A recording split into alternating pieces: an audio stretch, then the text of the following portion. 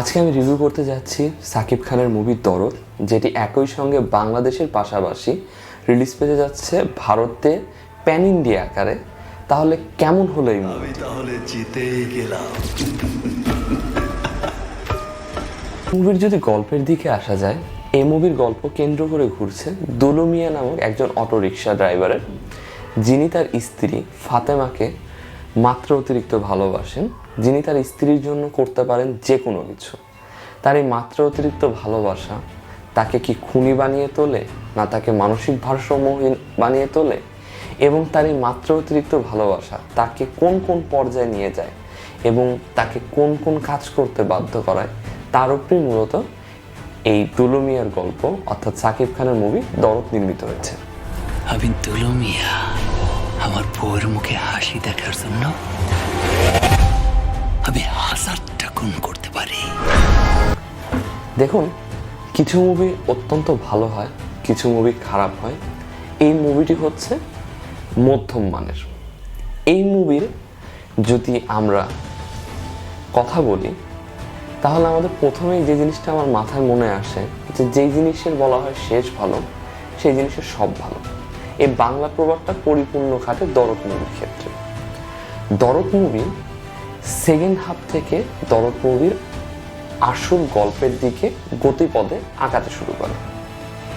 এই গল্পের যেটি সবচেয়ে প্লাস পয়েন্ট, এই গল্পে কিছু টুইস্ট ইউজ করা আছে, প্লট টুইস্ট, যেটি বাংলা মুভি সাপেক্ষে অত্যন্ত সুন্দর, আকর্ষণীয়, এবং আপনি কখনো ভাবতেই পারবেন না যে এই মুভি এদিকে টার্ন করতে পারে।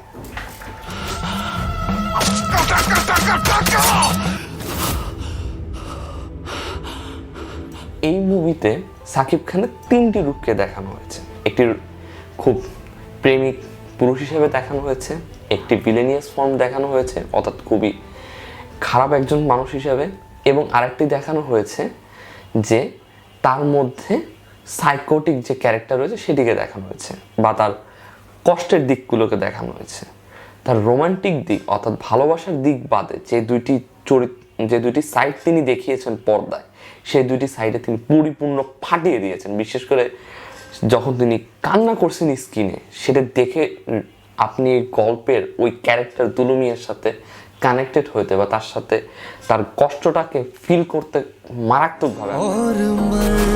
এই মুভিটিতে একটি মেসেজ ক্যারি করা হচ্ছে, একটা বার্তা দেওয়া হয়েছে। সেই বার্তাটা এতটা সুন্দরভাবে, এতটা গল্পের সাথে মিশিয়ে আপনার সাথে আসে, যেটি যখন আপনি দেখেন তখন তার যে আবেশটা রয়েছে বা যে গল্পের যে প্রভাবটা রয়েছে, মুভি হল থেকে বের হয়ে যাওয়ার পরও আপনার উপর রাখতে সুপার।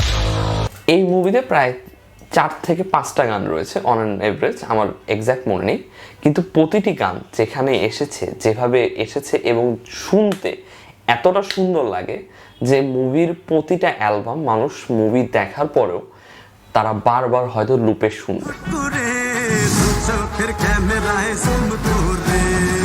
মূলত বানারসে শ্যুট করা হয়েছে। বানারসকে এত সুন্দরভাবে এখানে দেখানো হয়েছে যে প্রতিবার বানারসের যে সিনগুলো অর্থাৎ বাইরের আউটডোরের যে সিনগুলো দেখায়, প্রতিটা সিন এক একটা ফ্রেম আপনার চোখের দেখার খুব পরিমাণ, আপনার চোখের যে দেখার একটা মাধুর্যতা আছে সেটা আপনাকে বিয়ে করবে আমাকে।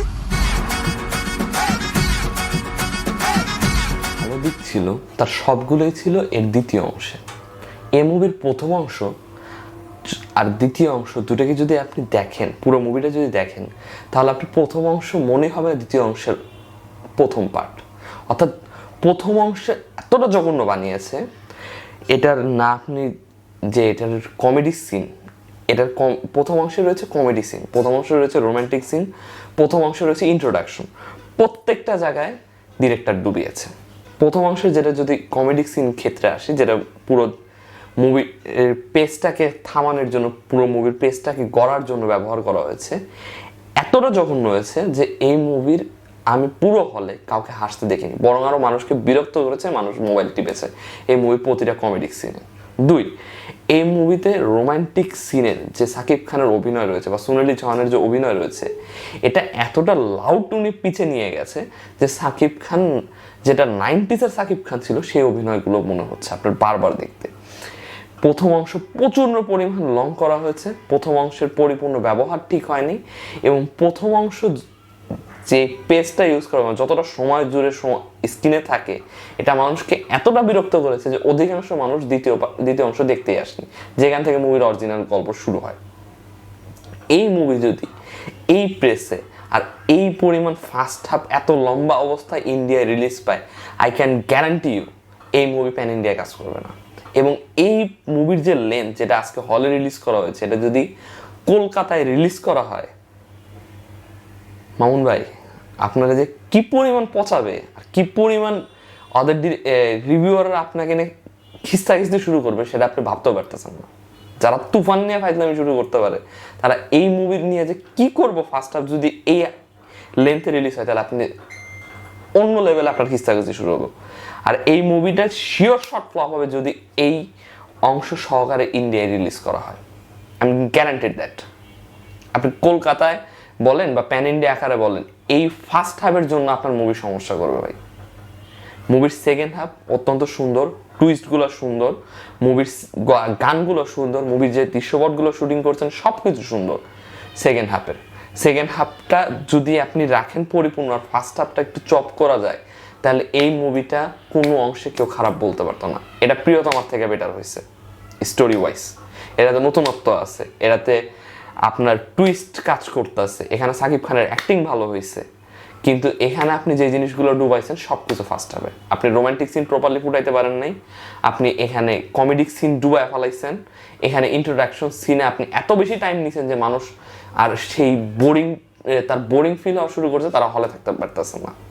মানুষকে আপনি ধরে রাখতে পারতেছেন না স্ক্রিন প্লেতে, আপনি পুরা মাইটটা দিয়েছেন ফার্স্ট হাফে স্ক্রিন প্লেতে।